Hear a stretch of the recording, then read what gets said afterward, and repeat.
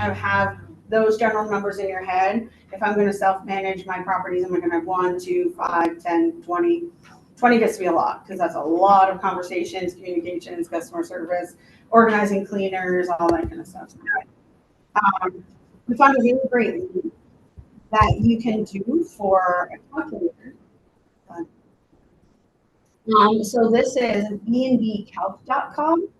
And then we were talking about this last week about using an address and kind of filling in these types of upfront boxes, and then being able to calculate some revenue and seeing if that property is going to cash flow for you or not based on your purchase price and those kinds of things. Which calculator is this?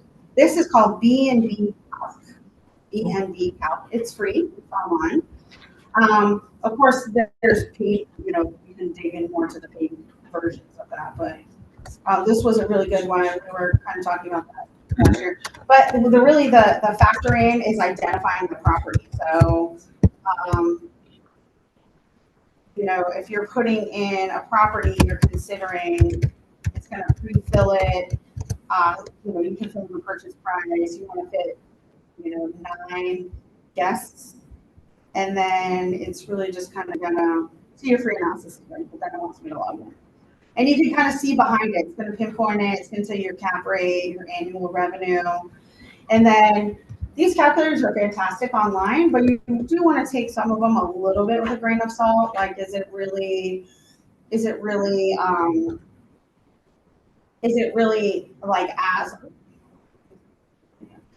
is it really gonna be the real numbers? So I always say you can, in your office, run your numbers, but at the end of the day, you really want to check in kind of with a local area expert, whether it's a friend who does short terms in the area,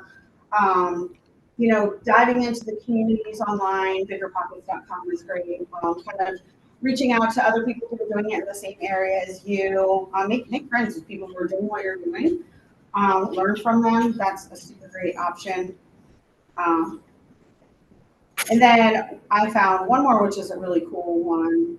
And this one is you can calculate 3 different things. So we were also talking about how I can take a property address and I can see what's it going to be best for. Is it going to be a short-term, a mid-term, or a long-term rental? So for the same property, this is a local property advantage long-term. But I know.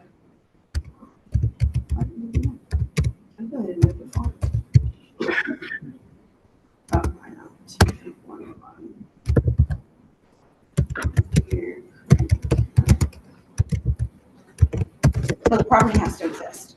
So again, a little bit with a grain of salt. But it says for short term, the median monthly revenue on this type of property over 12 months is $25.47.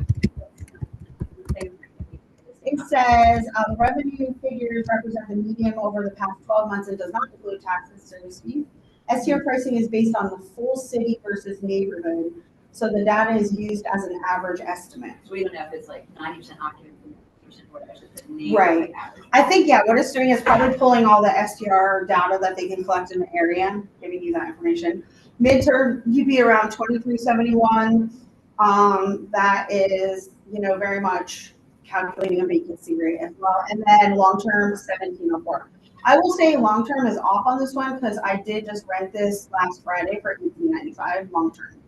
So that's why you want to have a little bit more of your local property manager, real estate expert in that area to really kind of, you can run your numbers and then you want to run the numbers by someone to see if they're really pretty legit or not. So this one is homads.com, HOMADS.com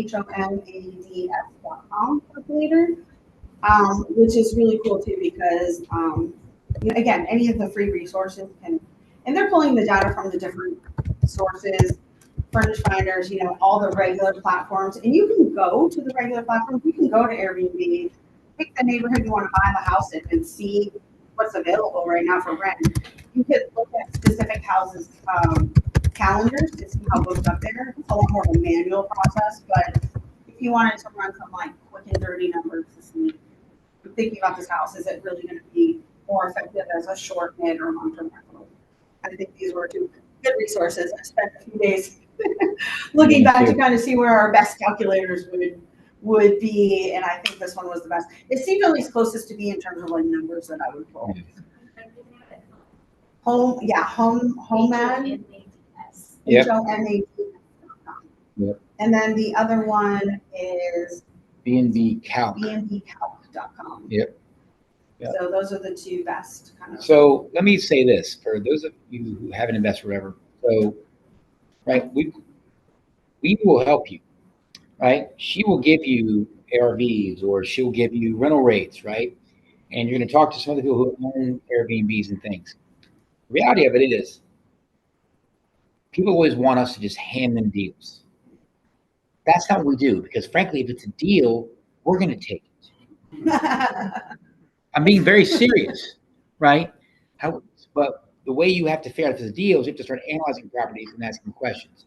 So, for example, we don't wear Alika out with the rental rate until we've done a lot of other things to know if it's even worth our time to then go to her and then figure out, hey, is this something we should consider based on what we're looking at? Because we've done our rehab and all the values that are necessary, right? You're going to have some Airbnb guys come up here and they'll joint venture with you on something. But if you just send them and say, hey, I want a deal, that's not what we're here to do, right? Because if you're asking us to just teach you what a deal is, well, again, if we find a deal, frankly, we're gonna keep it. But if you send a property and you send at least your attempt at analysis, then we can help you. Because what we're looking for is we're trying to send you properties or have you looking online, being proactive, and then we're your counselor, right? We're helping you. That's the difference. But if you look at somebody and say, I don't know, but is this a good property? And you want to talk to any of us, we'll joint venture with you, which is different, which means you get paid to learn, right? But you got to give up half the deal in essence to do that. That's kind of how we roll. So, because she's an excellent property manager and she will look up rental rates for you. But eventually she wants those rental rates to turn into a property that they are renting out, not just sending you like, right? So you got to know the numbers before that. It's the last piece of the puzzle on that, okay? And the same thing with lending. You got to know your numbers. You got to go and talk to Tina and make sure that you are qualified or you know what a DSR loans are. We'll help you with all that stuff, but you got to do the heavy lifting, which is why this stuff's going to be available to you, right? Because what we've discovered is you have to analyze properties every week to get good at it. And then you get fast. Even if it's 1, 2, 3. They do property management and they can get rental rates because they rent a lot of properties and they've analyzed a lot of properties. Naturally, they're a lot better at it. Okay. But I want to make sure like we're resources and we will help you, but don't overstep the bounds of just being like, what would this rent for? What would that rent for? What would this rent for? What would that rent for? What would this rent for? They're thinking they're about to rent something for you, right? What they want to know is what does it need to be for it to work for you? Does that make sense? And we push back. Our first question to you and why I bring up kind of this factor of it is knowing your strategy. That's why the first things we put in there is knowing your strategy. What is your strategy on your overall rental portfolio strategy? And it doesn't have to be just one thing at a time, but Give an example of a strategy. Give an example of a strategy. So like a buy and hold investor who wants to just do long-term properties. That's one specific strategy. They want to buy, they want to hold. So they're probably going to buy $60,000 house for $30,000 in a renovation and rent it for $1,200 a month, right? So that's like a very consistent strategy that works over and over again. They're realizing, the increase on the value of the property by buying low, renovating it. They're collecting the cash flow, and then it's 5 or 10 years when they sell it, the house is worth 3 or 4 times what they bought it for. So that's like one very specific strategy. You can just do short-term management or short-term rentals where you're buying 3 or 4 short-term rentals and just love the fast pace and the turn and the change and the customer service. That's hands-on. That's like a whole job. I mean, that is a whole job to manage short-term rentals. Mid-term rentals, you're like, all right, so I have this house and I have a bunch of furniture in it and I'm moving across country and I don't want to move the furniture out. And so now I just want to rent the house furnished. How do I make money on that, right? So there's a lot of different strategies that you can do, but very much solidifying that. And it's okay to change. You can have 5 long-term rentals and then say, now I want to try short-term, right? Okay, now I've got 1 or 2 short-term, I love it or I hate it, and then I want to do midterm. So it doesn't mean that you can't mix up your portfolio, but you really want to be pretty solid when you're going in. That's the first question we're going to ask when we talk to an investor is they're like, oh, I want to buy this property. What's the rental rate on it? And our first question is, what's your investment strategy for this? You know, I'll look at a property, could be a 3-bed, 2-bath for 200,000, and I'll look at it and I say, well, you can't get $2,000 a month for it. So your long-term strategy is not going to be. That's not going to be your strategy long-term, right? Because we like the 1% rule. The 1% rule is the house is valued at $200,000 if you can rent it for $2,000 or more. That's what we call the 1% rule. So I'm going to look at that and I'm going to say, well, that house is $200,000, but you can only get $1,300 a month in rent for it. So then what's your next strategy, right? Okay, well, what if I midterm it? Okay, well then now we can run some numbers. What would that get you for the midterm? Or short term? Okay, well, if you want to short term that property, what's the magic sauce to it? What are you going to do to it? Are you going to put a fun house and a slide in the backyard? That's probably going to attract people, right? Are you going to put a hot tub and a romantic, cave with a bed that twirls around, right? Like that might be a strategy. People might want that. You're going to theme it out, right? Like, have you gone on Airbnb lately and seen how themed house it is? You can buy experiences now, right? Like, do you know a celebrity is going to come by and shake people's hand if they come and stay in your Airbnb, right? Like, there's so many different options now that you can do to create cool businesses, but you got to pick one and kind of stick with it. So, yeah. Let me give you an example that you don't want to do. Because this is what everybody does. They'll go up to Beach Mountain, or they'll go to Boone, or they'll go to other parts of the country, and they'll buy a 2-bedroom, 1-bath condo. That's just like every other 2-bedroom, 1-bath condo. So what's the only thing that's going to differentiate you from your competition if you have a 2-bedroom, 1-bath condo at a beach at a ski resort? What's the only differentiator there? Price. Price. Furnishing. Ouch. That means the lowest person with the lowest cost, aka least amount of profit, wins. But if every single one's a 2-bedroom, 1-bath, but there's only 3 or 4 4-bedrooms, right? Supply and demand. Same resort only has a 4-bedroom. Now you might pay a lot more for it, but do we care about cost or do we care about value? All of a sudden, a league can rent the 4-bedroom. It's going to stay booked more because there's only 3 or 4 of those, and people who need a 3 or 4-bedroom can't stay in a 2-1. And now you're not talking about price as the commodity. Now you're at the value. Does that make sense? So we're talking about differentiators. Sometimes it's you've got to have something nobody else has. Bedrooms, baths, location, amenities, whatever it is. But if everybody else has what you have, the only differentiator you have left is price, and that's not good for profits. Does that make sense? Okay. Yeah. All right. So I'll tell you what, we'll do questions at the end. Let's go ahead and get you guys up here, Nathan and Luke, and we'll do the next thing. And we're going to do a case study on that. Thank you very much, Alika. Yeah. Thank you very much. And again, if anybody get Alika's card information, we'll pass all this out to everybody as well. And now he's going to say he has a house in the neighborhood that makes 95% occupancy. That's okay. The numbers will work. It's not going to mess anything up at all. You can move around if that owl is needed. Yep. All right, so wanted to kind of give a case study on, so somebody might be like, wait a minute, why am I coming to a real estate office to talk about Airbnbs? Why don't I just do it on my own? Nathan and I have partnered now on an Airbnb, probably about 10 Airbnb, potential Airbnb. So we've gotten really good at looking at properties, evaluating them, speaking the same language, and we wanted to run you through a case study of the one that we did buy here in Greensboro. So Nathan, why don't you introduce yourself and then I got you. sure. Next slide. I'll have a little bit.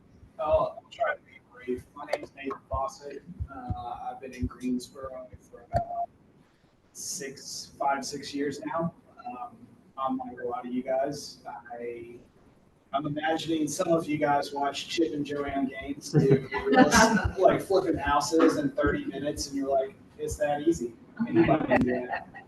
And so I started reading up about it and listening to podcasts, and I probably got 200 hours of podcasts on my belt. Started reading books.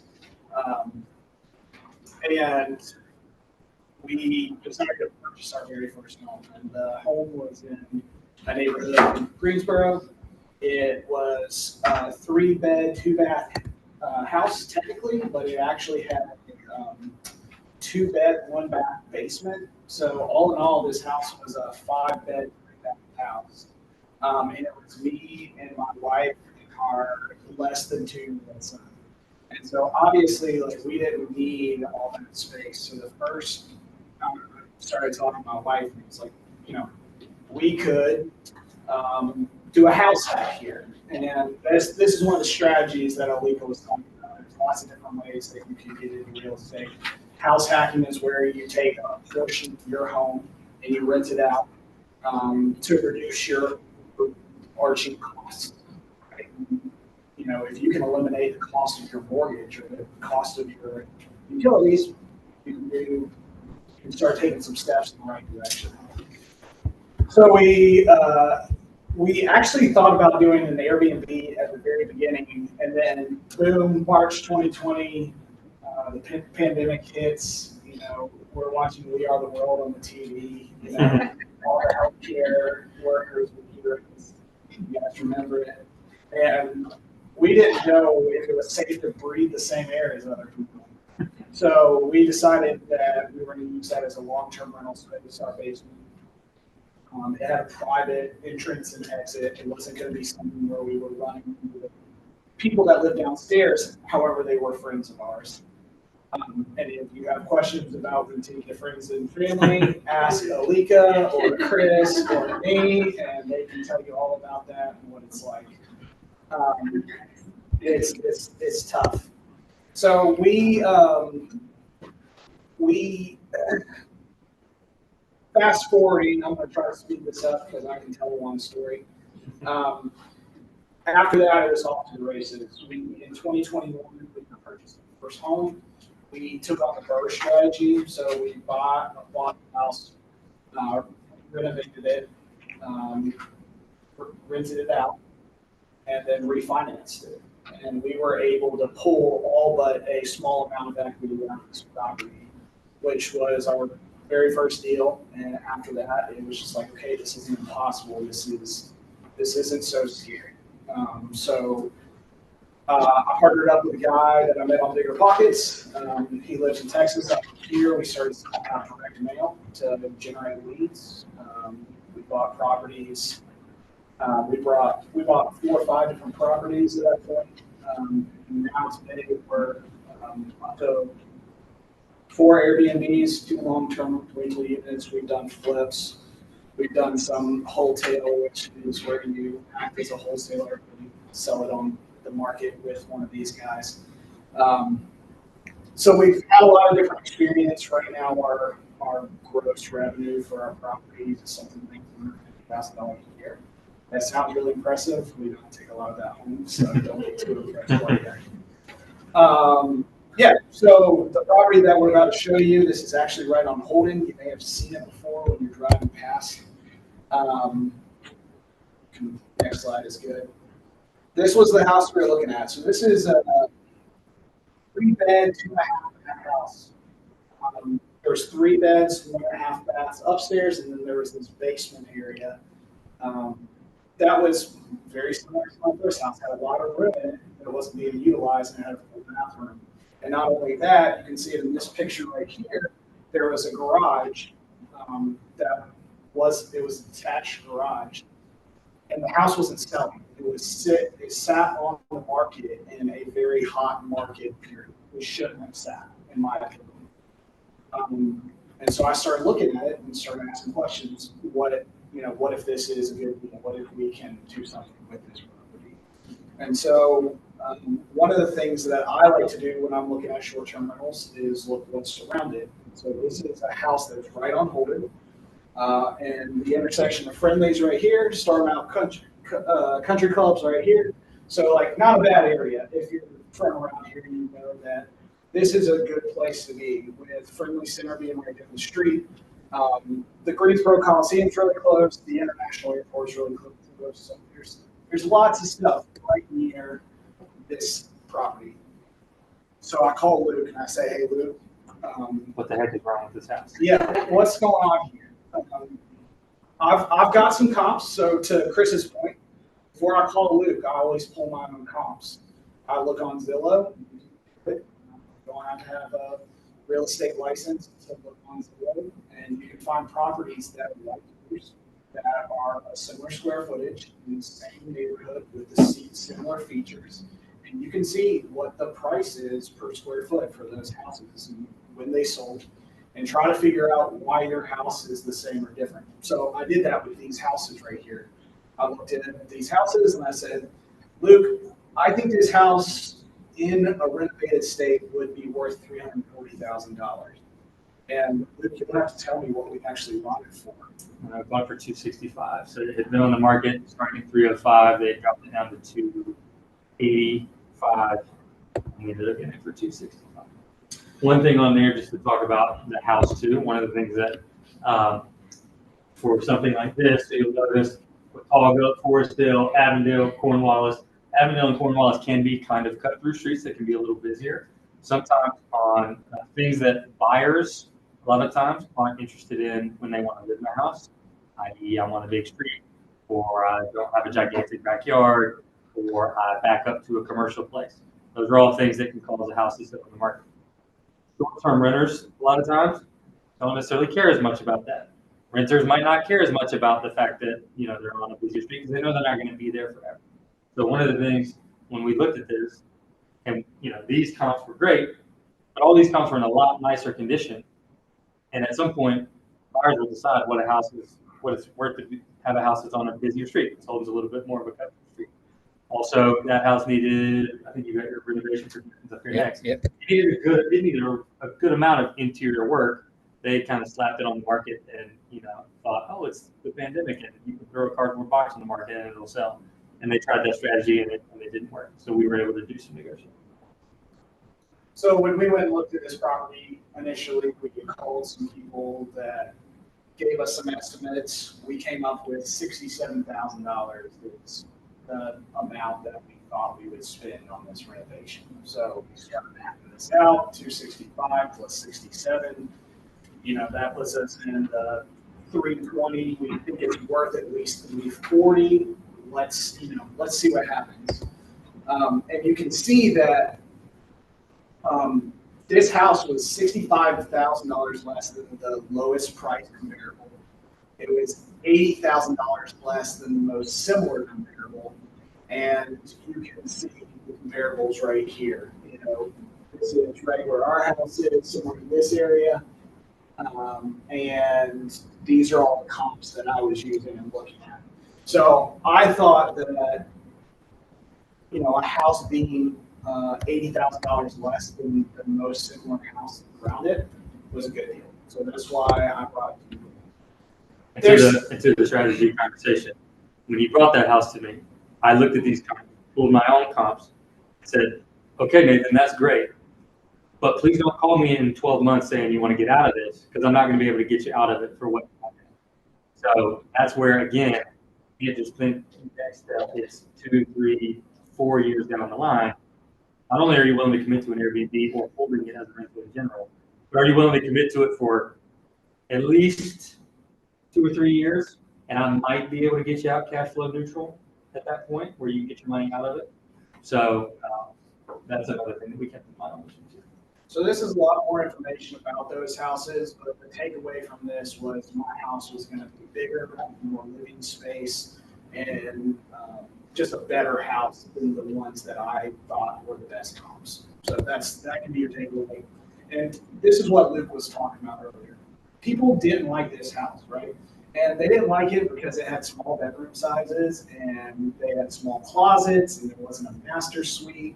It was on a busy street and there's old HVAC systems and people don't want to deal with the hassle and bathrooms. Well, why would you want to mess with that if you're like looking for a place to settle down with your family in a nice neighborhood? You don't want to buy a house and have a ton of work to do. Or at least normal people don't like that.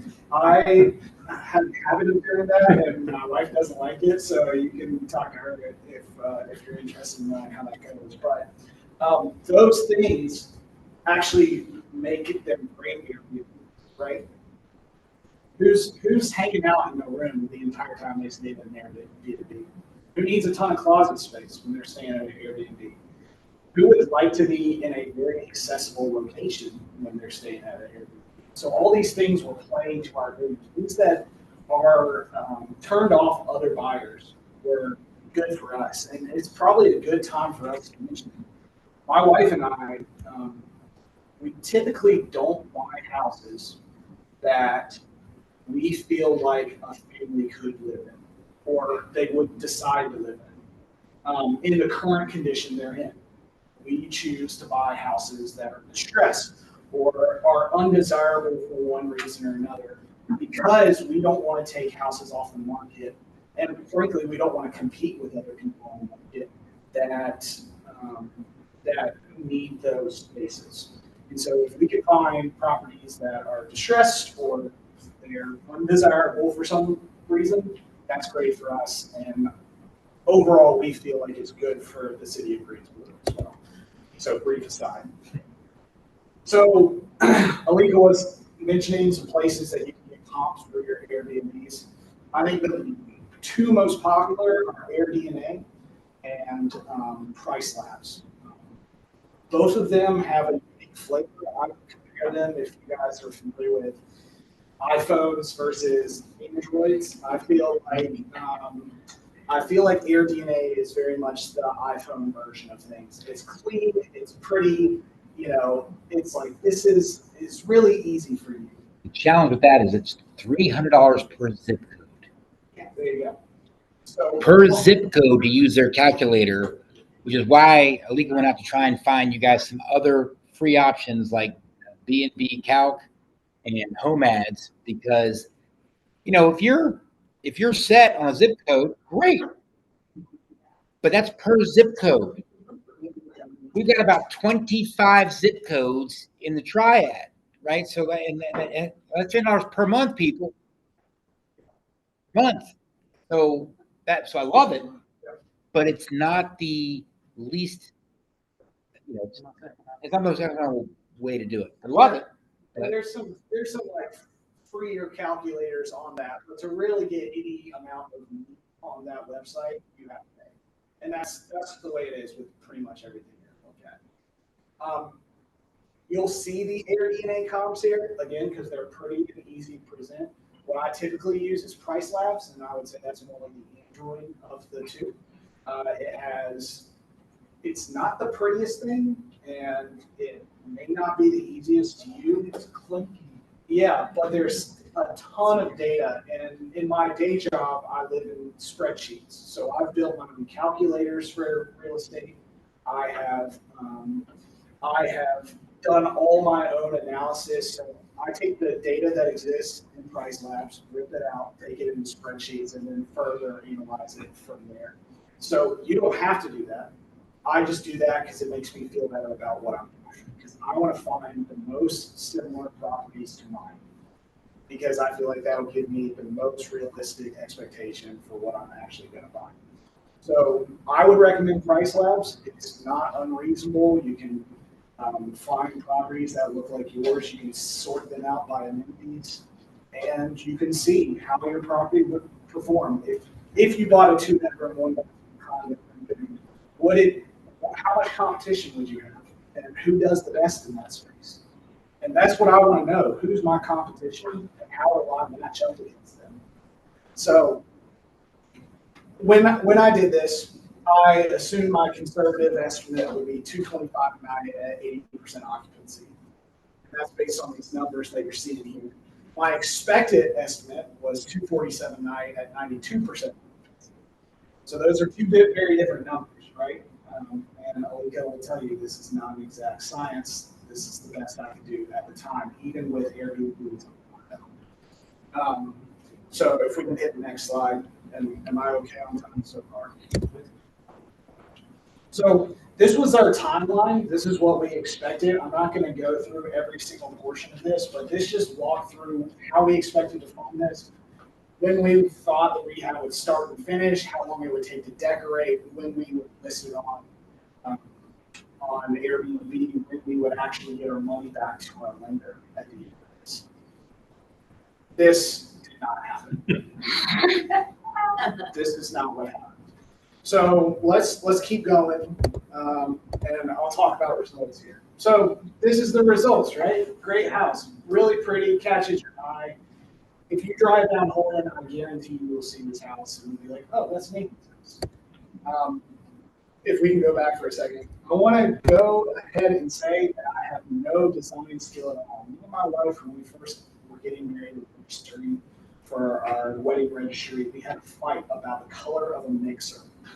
We thought this was going to end the marriage. I ultimately made a decision. This is, again, this is how you should find your team.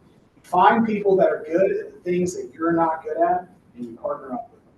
My wife is an incredible designer. She has a great eye. She really understands how colors go together and spaces go together. I tell people my asset in the real estate community is just being able to pick up the phone and talk to people, and that's like as much as I can contribute. Now, I do some analysis and stuff like that, but this is the product, right? This is what we're selling. We're not selling my analysis. We're selling how good this house looks. And she did a great job on it. So this is what the finished product was. If we can go to the next slide. So the financials. This is where you're going to be like, you did what? It cost you how much? We thought we were going to get this house up on in January 2023. Sorry, that's a typo there. It's not 22, it's 23. We ended up getting it on Airbnb 3 months later. The reason that happened is we went through not one, not two, but 3 general contractors to get to where we were going. Right in the middle of our project, our house was built prior to 1978. And so if you're looking at houses built prior to 1978, and you do a shortcut here, you have to do lead-based paint testing prior to doing any heavy demo. If you're doing bigger than like a 3x3 square area or something like that, it might even be smaller than that. You have to analyze it and make sure it's safe. And so we started demo. It was funny. We had already finished all of our demo and we had started the next portion of our project, and we got a letter from the city, and they're like, hey, what are you guys doing? You're messing things up. And it's like, well, if people are going to get sick from lead, it's already happened. Like, it's too late now. So we had to stop for a couple weeks to get the house tested for lead. Thankfully, it did not have any lead-based paint. It would have turned in a huge ordeal if it had, because it was a learning opportunity. So 3 contractors, lead-based paint. Final renovation cost, right? $67,000. Everybody remember that number? We doubled it. It was $134,000 all into that project. That was really painful, right? Not a lot of fun. We had to pay people that didn't do their work. We went way longer into the project than we really should have. It was just a learning experience. The other thing that we did wrong is we tried to do too much at one time. We were also renovating a property in Boone, North Carolina. Simultaneously, we were trying to manage both projects at once, and as a result, I can't remember what the movie is. It's Parks and Rec. When Ron Burgundy tells Leslie no, or Ron Swanson tells Leslie no, don't half-ass 2 things, whole-ass 1 thing. And we messed up by half-assing 2 things, or at least I messed up. So the final renovation cost was $134,000, double what we expected. However, our final appraised value of that home, remember, we thought $339,000, came out at 407. So not that it came, when you're refinancing, it's not 1-to-1, it's, 0.7, 0.8 to 1, but we came closer than we really deserve to on that number.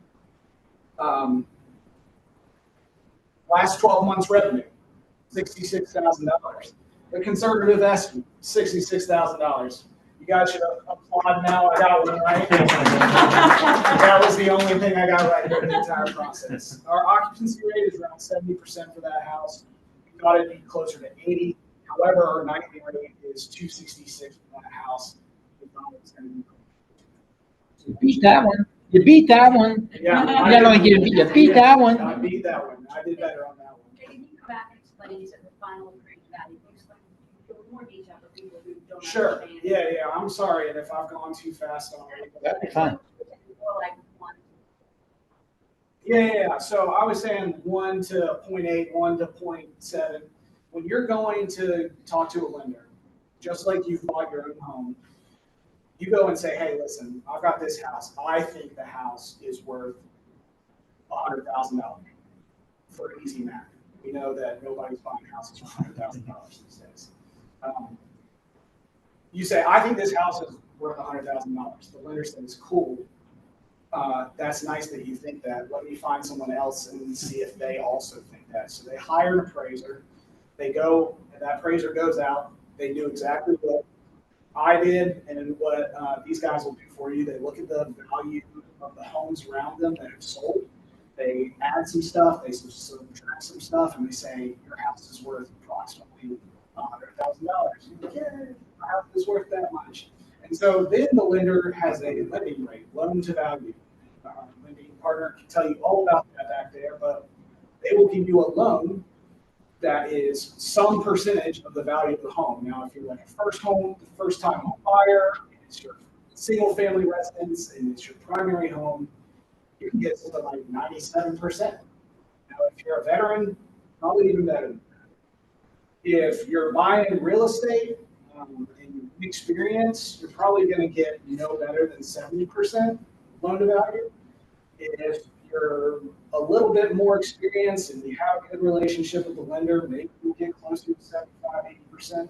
So when I said 0.8 to 1 or 0.71, what I mean is I doubled my renovation cost right here. It's $67,000 extra. And the difference between this number, 339 and 407, is about $60,000, right? And so you're like, it was a wash. It wasn't. We didn't exactly get back the 0.8 to, or the 1 to 1. It was like 0.8 to 1. So we were able to pull most of that $67,000 extra out of the deal, or not. Does that make sense? And that's another thing on the strategy side. You're talking to one of us, or you're looking for, forum boards, whatever. You might hear people ask, how much money do you want to leave in the deal? And what they mean by that is, do you want to be able to renovate and pull every dime you have in and out, so you can take that money and go do it somewhere else? That was somewhat the goal, or pretty close with this deal, which what ended up happening is you end up having to leave $25,000. Yeah, we're still in the process of trying to pull $30,000 in the deal, which for most of us, if you're planning on taking all of it and you got to leave $25,000, that's a pretty significant change in your plan. The way I've got 3 long-term holds, all of those holds were purchased with money from my first primary residence. And I pulled all the cash I had in that, went on another one, renovated it, pulled all the cash out, went on another one. So you can stack it like that. There are multiple different strategies. But you got to decide, okay, well, how much of your cash do you want to leave in this deal? Because it's like having your money tied up in an IRA account that you can't get to without a penalty, right? Like you can sell the house, but you might not get all the money back. So that's just one thing to keep in mind on the strategy. So summary, and then we can move on, and I'll take questions at whatever. We'll do questions at the end. I'm going to get Jeff up here, and then we'll have all you come up and we'll do questions at the end together. My personal opinion, this is my key takeaway, short-term rentals are not easy. If somebody online is telling you they're easy, they're lying to you. They are trying to sell you something. Okay? They're not predictable. I just showed you guys how I took really good data. And I don't feel like I'm bad at analyzing data, and did my absolute best I could with it. And it didn't turn out the way we expected at all. I magically got the right revenue, but had the complete wrong numbers. So it's not predictable. And it's not passive. Raise your hand if you've ever wanted to go on an international trip and you're about to step on a flight and someone calls you and lets you know the lock to one of your houses is broken. That happened. I have dealt with 3 different HVACs in the last month. I have dealt with SWAT teams. I have dealt with drug users. I've dealt with a whole bunch of different stuff. So if you're sitting here thinking, oh, this is just going to be a walk in the park, I'll just like automate it. It's not. If you want passive income, you're going to have to hire people like Alika. It's just like, that's the way it is. And you're going to give up a 20% haircut to get there or something in that ballpark. Maybe she can do better for you. I don't know. But it's not passive. So I'm not trying to scare you guys away from it. I want you guys to have your eyes wide open. And to give you an idea, here's another real life example. So with one of my holds, Nathan comes to me and is like, Luke, why don't you Airbnb that? He runs a spreadsheet. And I'm like, okay. He's like, well, tell me about your experience about Airbnb. He's like, well, 3 weeks from now, I've got nothing booked for the rest of the year. And I'm like, yeah, not interested. I want somebody that I know is going to be in there for the whole time. Now, the funny story is he called me a week later and said, hey, remember I told you that I had nothing next month? I've got all but like 2 weekends or something like that. So he can stomach that. The weak people in the room here don't like doing that. I want to know, like, yep, Alika's going to send me a check once a month, or somebody's going to be banging on somebody's door asking for money. So that's again just another thing to keep in mind. It's not only financial; it's what's your risk tolerance. I can't put a price tag on your sanity, but I can put a price tag on mine, which is I might make $30,000 more a year. I don't have to deal with it, and I got plenty of appreciation on my loan. Yeah. The flip side of that game is short-term rentals can't be analyzed. You can spend some time, get reasonably close to how they're going to perform. I would always be conservative with my estimates. I've never assumed that I'm going to be better than everybody else. And you got, like I said, you have to know what your competition is. Because sometimes I'll look at houses and I'm like, okay, I think this would work. And then I go and look at the best house on Airbnb. I'm like, I can't repeat that. I look at the second, third, the fourth, the fifth, and I'm like, I can't repeat that. And the revenue I'm at the 5th spot is not high enough for me to justify purchasing this property. So you can analyze it and have some decent answers. It can be really rewarding taking a space that is unusable and creating a space that people will make really cool memories in and is really a special thing. And it can be really profitable, just like Luke said. You can make more doing Airbnbs than you can do long-term rentals in most cases. Now, Alika can tell you, and everybody else in this room can tell you, when I look at properties, I don't say, I want this to be an Airbnb. I look at this and I say, I'm going to analyze this as every type of property deal it could be. And that's what it is, right? This is a flip house because it's in the middle of nowhere. Right? I'm not going to rent this house because you can't do that. This is an Airbnb because I can't make it work as long term, right? So it can be really profitable. So this is, in closing, paths to get to your first deal. You can go it alone. That's what I did. It's painful. Who here has paid for an education? Right? You've gone to college, or you've gone to trade school, or you've paid for some kind of education. Right? Real estate is no different. If you do not have a mentor, you will pay for your education. and I'm not saying you should go hire a guru. That's not what I'm suggesting. But if you go to loan, I've probably made over $50,000 in mistakes. That probably doesn't inspire my confidence for my next 2 points. But hopefully, if you were to go with someone that had a little bit more experience in that space, you would be able to shortcut some of those mistakes. You can invest with an experienced operator. So I talk to people all the time. They're like, I don't really want to deal with the headache of being in real estate, but I do want to make some money on my house. And, maybe I can learn something or on my money that I need. And maybe I can make some money in the process. So we find people that have some amount of money in a bank account or in a retirement account, and we say, hey, we will give you X amount of interest for that money. If you lend it to us, we'll get it back to you in 24 to 36 months.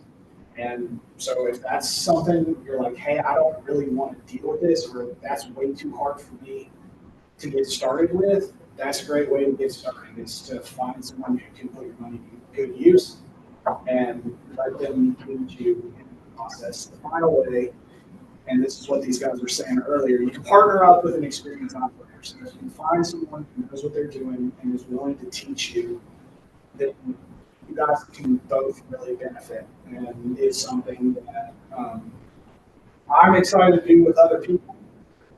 But partnerships are hard. So just like keep that in mind. Don't just partner up with somebody because they're your buddy, or because you've known this person since you're 8, or like they're math. Like those are not good reasons. You partner up with someone because they have a complementary skill set and they can do what they say. And if they can't follow through on that, go drinking with them, or like to not be a real estate partner. I can guarantee it. So, anyways, that's my experience with real estate. Please feel free to ask me any questions. Yeah, we're gonna get you up here real quick, and then I'll get all 3 of you guys here and let everybody ask questions. Thank you very much. Start. Thank you very much. Good stuff. Come up. Tell a little bit your situation, your scenario. Great.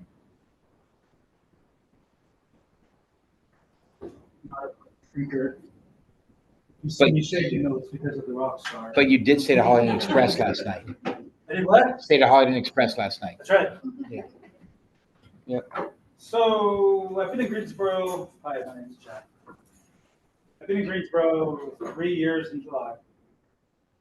Last year, I was a stockbroker at Morgan Stanley. And I've always wanted to invest.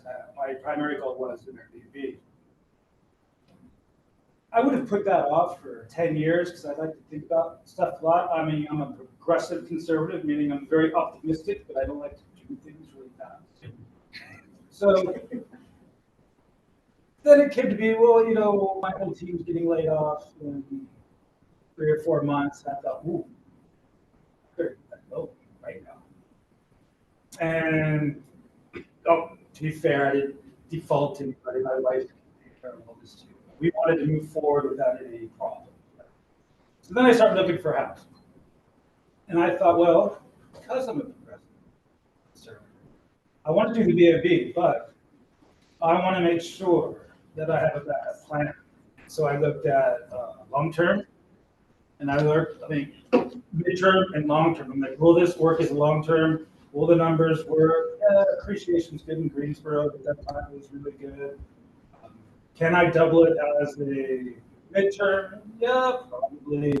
So my backup plan, I intend to keep this forever. So I bought a place in like the Cole, Lawndale areas. I got built in the 50s. It had a basic remodel 10, 15 years ago, stainless steel, a little wobbly, kitchen, that kind of stuff. But the backyard was just, it had barrels that they were burning leaves in, which didn't do that anymore.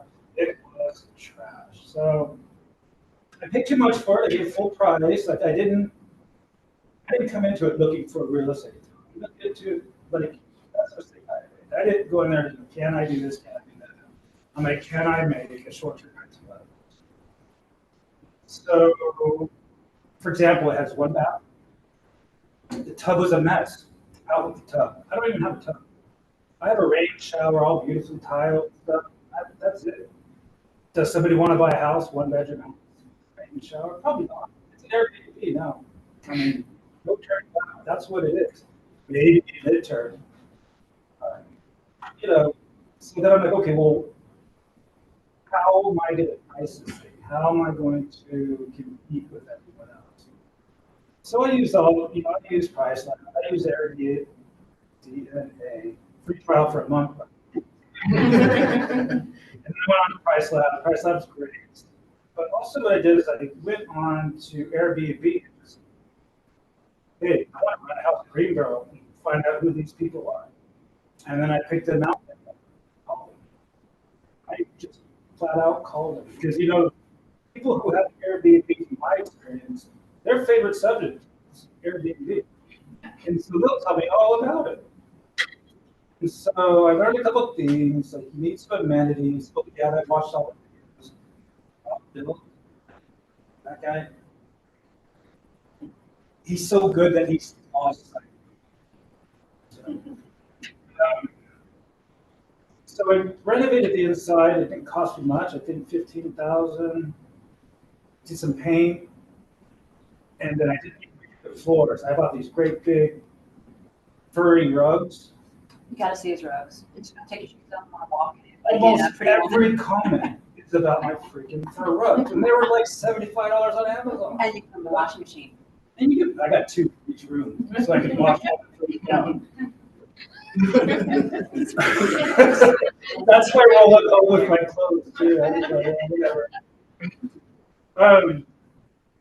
So it did take us a while to get going because we decided to put in a hot tub. We wanted an amenity to set us apart. We wanted to have a hot tub, a blow-up tub, like something $5,000. Like I spent, $10,000 on this hot tub with the warranty and everything. 4 years, no interest, no cash out. Ooh, So, nice. you know what I'm talking Yeah. about? I renovated the whole house. Like I didn't use my cash. I went out and got a card for no interest for 1 month, and then I paid for it with the cost of dishes. It's like, so no, because We'll come back. We'll come back. Just finish your story. We'll come back to that. yes, I can. I finally found somebody to do it. I'm doing it now. What that does allow you to accelerate depreciation. As an Airbnb versus a long-term and mid-term,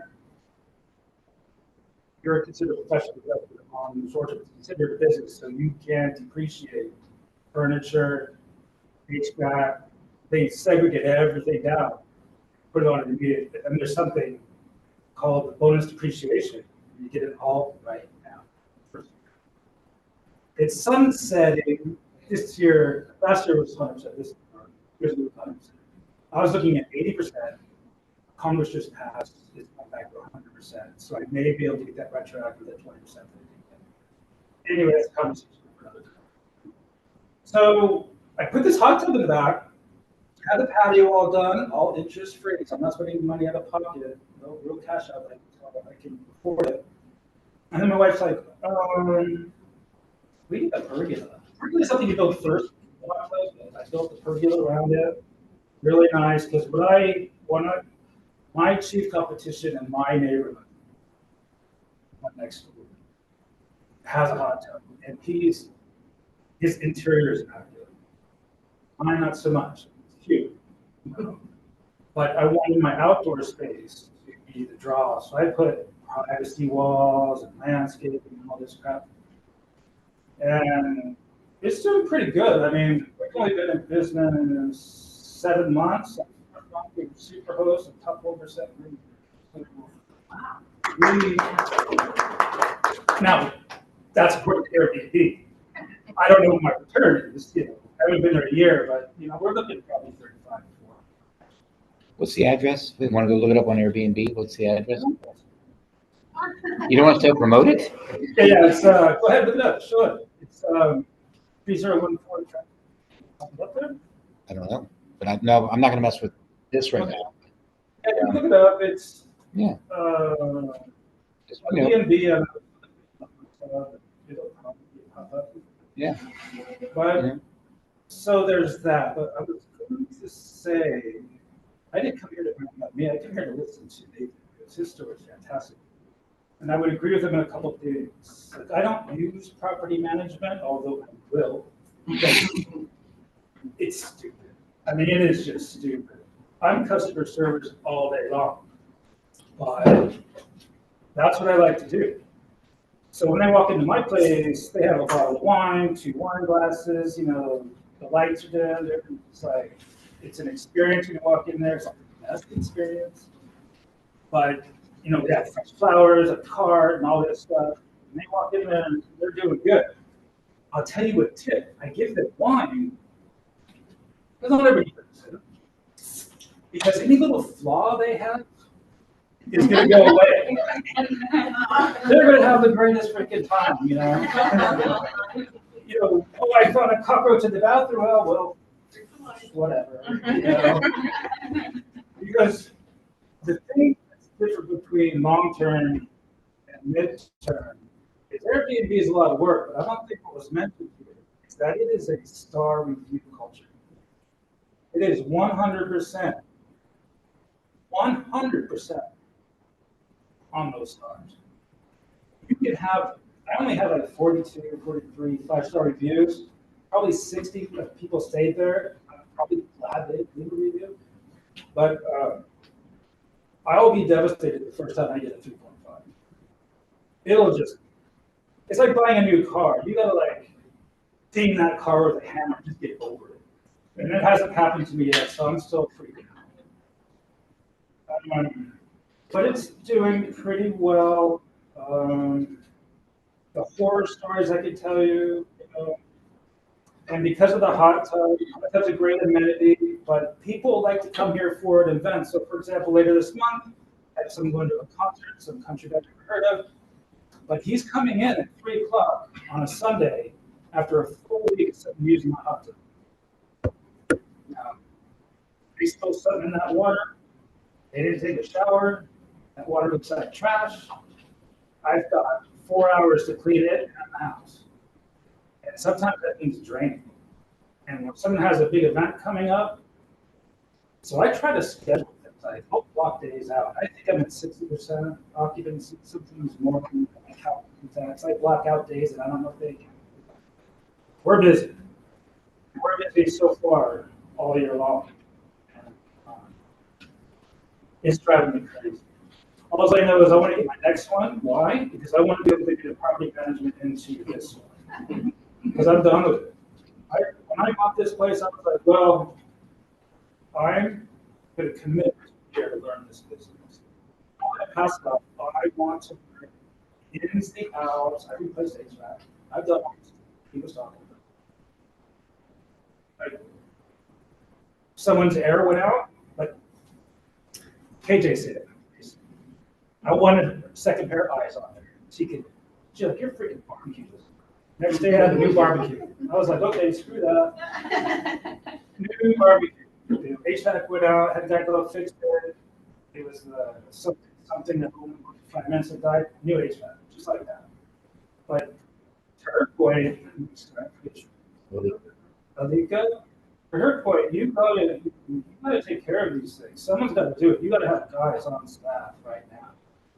My primary house, that's where I met all my guys. I got all that done. So I'm talking. So we're really close. So now he takes care of my baby. So he's there to give you a good price. I can't really talk about the numbers because, like I said, I didn't really do a lot of analyzing there. I knew I didn't want the house by the graveyard. You know, and you can't go wrong in Greensboro. In fact, at the time I was researching, I did a lot. I'm a researcher. We were top 10 in the country for growth in Airbnb. Here's another thing I want to tell you: if you're thinking about being interested in being research, now you have to get a zoning permit. You didn't have to last year. Now you do. Okay, deal. I'm there for $200. Talk to them, buy lunch. Zoning permit. Another thing you got to look for is your neighbors. I know all my neighbors all the way around, and I bring them donuts. They know my dogs. I know their dogs. I know where they go. I know everything about them. Why? Because sometimes things happen. You know, even though I monitors, there might be a party. One day, I had a film crew in there doing a commercial for some grocery store with Lowe's. Man, they had trucks up and down the street. Rumor was that there was a porn shoot going on. I had to put a stop to that like so quick. They were calling me up, what's going on over there? They had big screens in there that you could see from the windows, you know. So there's that. Did they ask your Yes. What, just to clarify, it wasn't on grocery store ad. Yeah. Actually, the only damage to my place is from them. I swung a light bar and busted a hole in my wall. So things like that happen to the neighbors. That's why you know that answer your question. Another thing you want to watch out for is you're not going to go with any. You're not going to go. I don't know how some people do. I suppose you can. You're not going to go to any condo and say, "Hey, I'm going to do a B&B here," because what we fail to talk about is HOA. HOA is a big problem. My neighborhood doesn't have an HOA. A lot of HOAs in complexes or whatever houses will have a 30-day minimum. Or they'll say, okay, sure, trust that. On the next annual meeting, no. So either get on the board or just don't do it. My neighborhood does not have an HOA. It's a pain in the butt. My neighborhood, my primary residence has one. I'm fine. So, what else? So many things to tell you about. You did such a good job. I would just, my next one, I would learn from Nathan and analyze it a little bit better. I knew it was going to make money, so I just did it. It's probably not making as much as it could. Appreciation is going up. I know I'm in a good town, so I'm not really worried about it. My next one, like, for example, if I pull money out of my house now, which I couldn't do if I wanted cash, then I would be much more careful. I just won't do it. And I'm fixing to get there. So I'm here to tell you my experience, but I'm also here to kind of learn from you and network a little bit because that's what I used to do as a stockbroker. I haven't been doing that in the B&B community. Yeah, I know my neighbors, but they're just not like-minded. And I tell my parents about this, and they're like I'm running a pretty successful business. It's not $1 million business, but relatively, you know what I mean? Doing well. And they're 75 years old. And like, you're on an app, doing what? You know, so it's nice to be here to get some. You know what I mean? Hey, why don't you come up and then everybody, we got a few minutes left. Ask anything you guys want from these guys. Let's give them a round first off for coming in and giving us their time. Right? That's something I ever got from my parents. Yes, yes, my pleasure. My pleasure. I know. Like you do what? What do you guys want to know? Ask. Come on. So what about rules? What do you suggest about home office? Buy a mobile home park. Yep. And then you have lot rent, which is great. And then the tenants own their trailer on the land. That's the best setup. So mobile home parks are very lucrative. Yep. And that's passive. Passive. Not everybody. So that's, to be specific, that's like a Long term. Yeah, that's long. If you're looking to do something, what I have seen really financially successful, and YouTube guy, Rob Bill, he's also on the Bigger Pockets podcast now. Layup sites have kind of become a very popular thing. Just like all the stuff I talked about, you want to make sure it makes sense where you put it, but you can have a piece of land kind of out in the middle of nowhere and put a nice tent or dome on it and some more stuff and some water and Clear the snakes out. Yeah. So People like those giveaways. I actually own a single wide. It's a long-term hold, and it's wonderful. Number one, before you buy a single wide or a double wide, you want to check the rating on the single wide or double wide. Make sure that it's rated for this area because they have different wind ratings, different insulation ratings, and there'll be a plate somewhere in the single wide, double wide that tells you the rating because sometimes we'll bring properties in from Florida or whatever, and they're not rated for here, not okay. But if they're rated properly. So we bought a house in Reedsville, or near Reedsville. I say house, it's a single wide. And we were all in on it with a new well and everything for $65,000. All in with renovation, everything. I think it was on the MLS, by the way. This was on the MLS. I think we paid like 52 or 55 because it was sitting there and it had some challenges. And I think we were all in for 65,000, and it rents for $1,000 a month, right? Now, that's more than the 1% rule. The downside of that is it's not going to get the appreciation, okay, that a normal home's going to have. So it's got to be back to your model. The cash flow on it's got to be really good, okay. But the single wide, but we did own this piece of land, okay. So like whenever that single wide wears out, I can throw another one on and keep going, right? But the lot was a nice acre lot up there. And so, and the single wide will probably only last another 20, 25 years. We can do the math on if I'm only 65 in, I'm getting that much cash for it. Okay. And had a new well and, new HVAC and that kind of things. It made sense, right? It doesn't take me long to get all my money back out. On that. Now, the downside to those is they're difficult to finance, right? So you've got to really find very few lenders. So if you're trying to get your money out, because that would have been a good property to burr, right? Because it was worth $100,000. Because believe it or not, guys, right now, single wide and double wides, I mean, we flipped the double wide. I got $225 on a double wide, right? That I paid like $130 for. So it's actually worth. I could sell it right now with a tenant in it for $100,000. I had 65 in it. We didn't want to do that. We wanted to refinance it. But on those, you have to wait a year, right? There's a lot of funkiness to it. And you have to just find certain lenders that will do that. So they're doable and they can be good, especially if you have a limited amount of cash flow to get in. And also because they are difficult to finance, a lot of times owners will finance them. They'll owner finance it. Okay. In this case, we didn't need it because we were looking to park some cash, but they can be a good strategy. Just don't allow for the appreciation strategy as much in the factoring of that. Okay.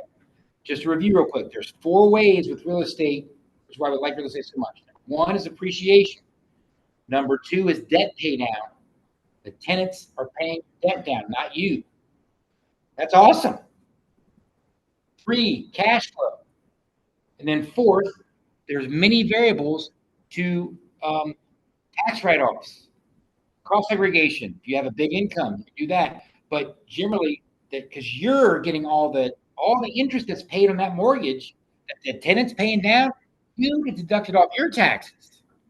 Doesn't matter if the tenant's paying it, you get all the deductions.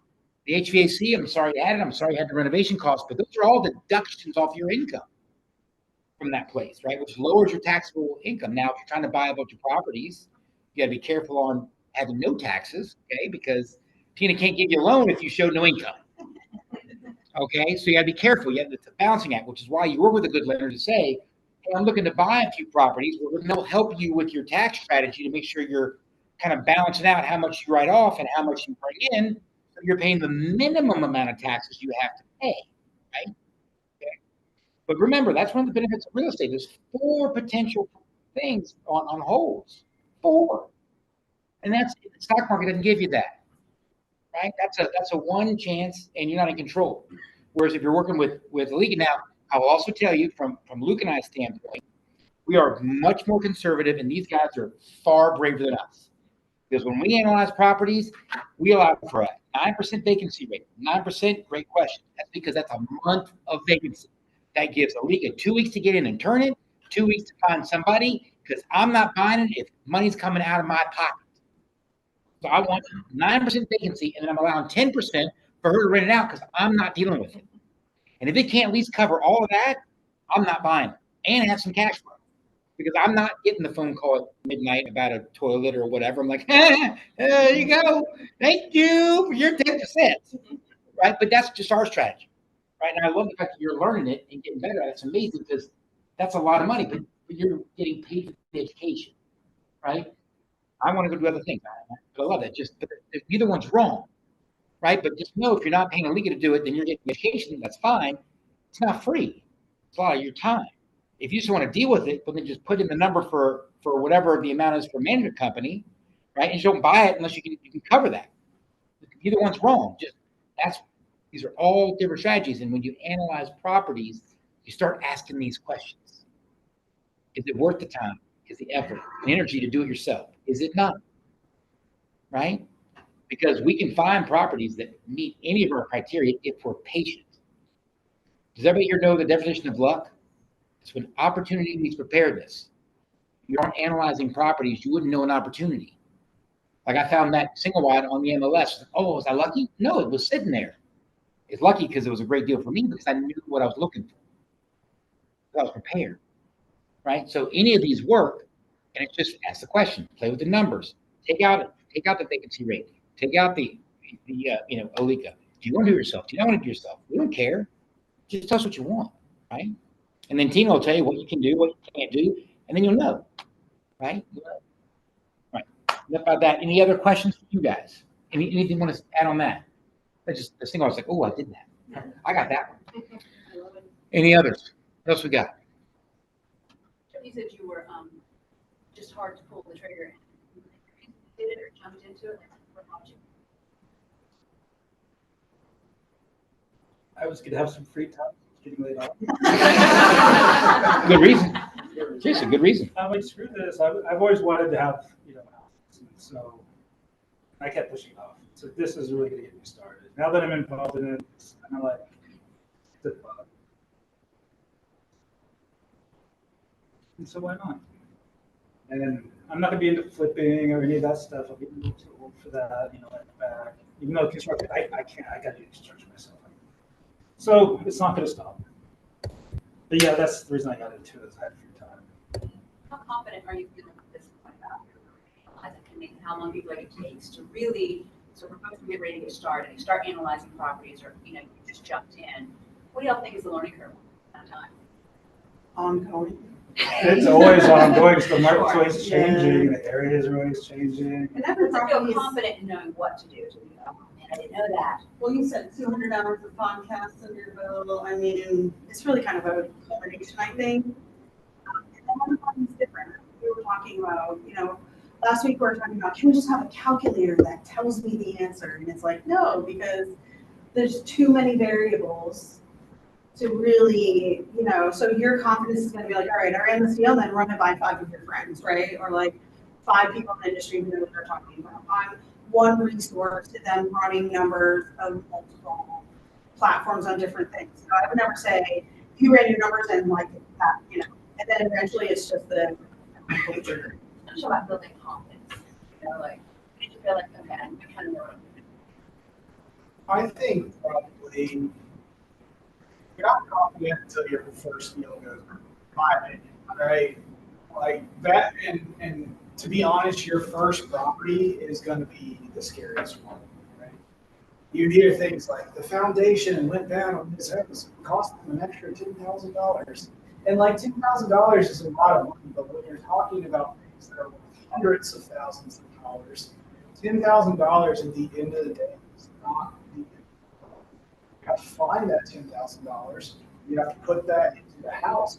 But one day that house is worth $200,000. They hit an extra $10,000 into is going to be worth $300,000. So it's all about. And again, I'll go back to my point. You're gonna make mistakes. It's okay to make mistakes, and it's also nice when you have someone to say, no, don't do that. Stop, because it'll save you a lot of heartache. But I think after you finish your first deal, I think you start to get a lot more confidence, and you see how your numbers panned out, and how you were successful. Like you figure that out. It allows you to grow, but don't let fear stop you from taking the first step if you have the right people around you. Fear is a good thing, but it can also trick your brain. I'm living in one of my mistakes, honestly. Like I invested in property that I bought, renovated, and put on the market, and I couldn't sell it for what I wanted it for, so I had to move into it. So like, you know, everyone, there's different, I'll sell next year, you know. So stuff will happen, and either what your, you know, what is your tolerance for loss, and what is your risk aversion, and all of that kind of stuff. So yeah, I made the choice to move into it instead of taking a loss on it. I'm trying to I understand. want to echo Nathan's point. Find somebody that you can pitch a deal and tell them to talk about it. Oh, there you If go. they can talk you out, because Nathan will call me sometimes, and I'm like, "Hey, crazy." And then sometimes I'll tell him stuff, and he'll be like, "That's so silly. Why didn't you forgive me? It's a no-brainer."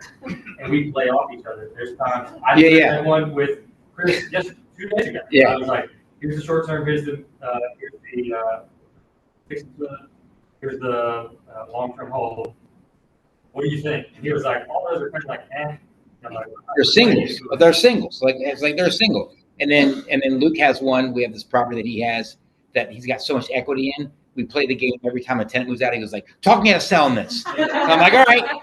Right? He's like, he's like, there's this giant bag of cash, right? If he sells it, right? I'm like, where are we gonna put it?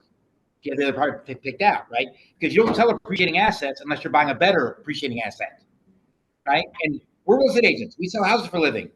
We're going to try and, as your fiduciary, we're going to try and talk you out of selling a property if it's a good rental. We're going to be like, don't do that. Don't sell it appreciating that. It's not a car. It's not shoes. It's like, it's going up. Don't sell it, right? Unless you can find something better. If you can find something better, your money's going to do a better job, yes, but move it into another appreciating asset, right?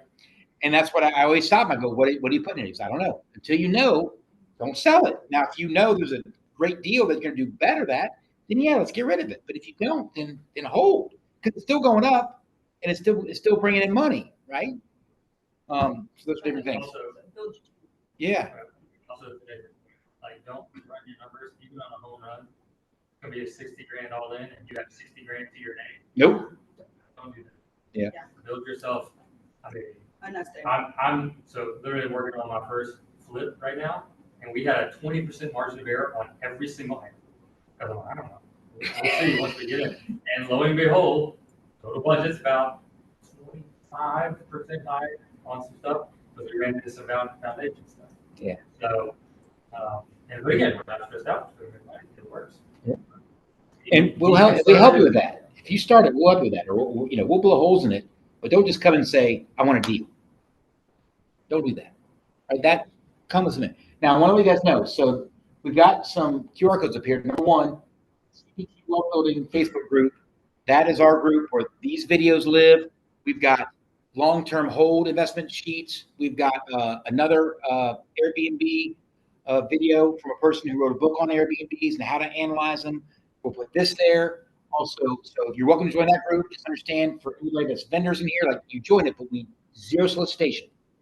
Like, come in, we learn, we ask questions, we talk, right? All these things are there all the time, and that's the goal, and that's it. So, if we want to talk about, like Alika can come in and hang out, but she's not going to be advertising. We're not there to push anybody's stuff. Take that offline, okay? That place is just broker agnostic, real agnostic. We're not going to solicit you. It's just, let's all win together. That's where all this stuff lives. It's free. It's also the Win May Give podcast on how to different analysis on different types of properties, just all sorts of stuff. And Alika, we put her QR code if you want to talk to her about, right, investing or what, like property management and things of that nature. Hers are there. And then Tina, our lender in the back, there's hers. If you want to know, right, what you need, let her look at your credit and do her thing, and she'll tell you. Because we're all going to be paying taxes next year. So in October, November, like, get an idea of, like, how much can I lower my tax? Just have the conversation with the lender. She'll tell you what you qualify for, what you don't qualify for, what different loan programs there are available, right? That's the goal of having these partnerships, right? All right? That's the goal of all this, okay?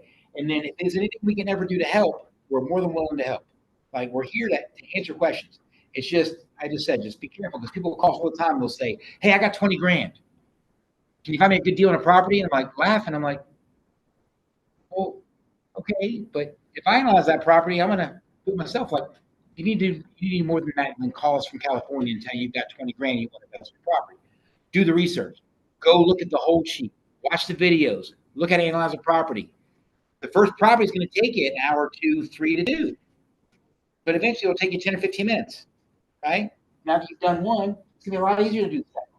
After your first one, it was easy, right? And we'll help. We just can't do all of it for you. So I just want to make sure we're clear on that.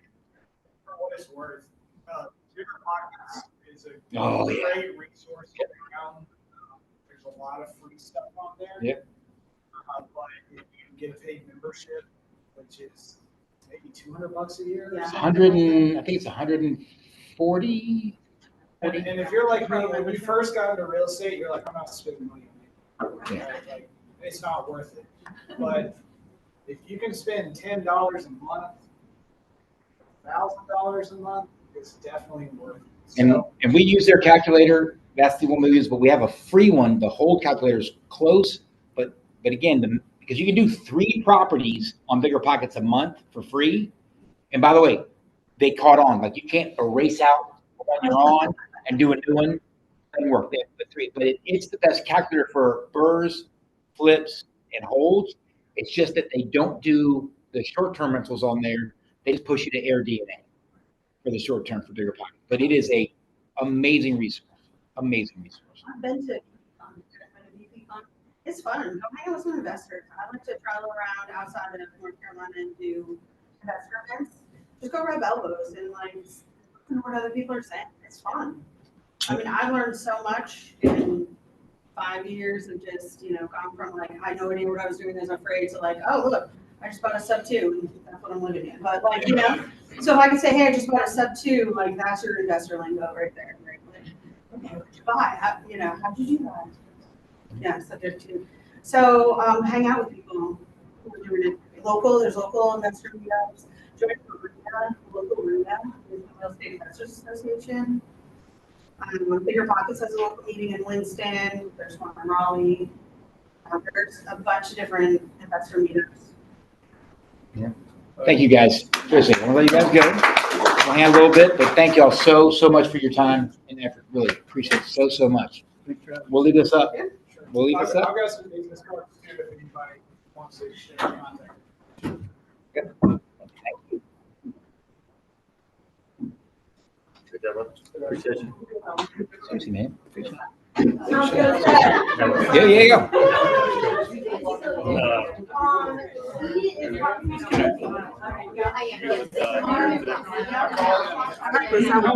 Good, thanks. Actually came in about 2 weeks ago and did the interview.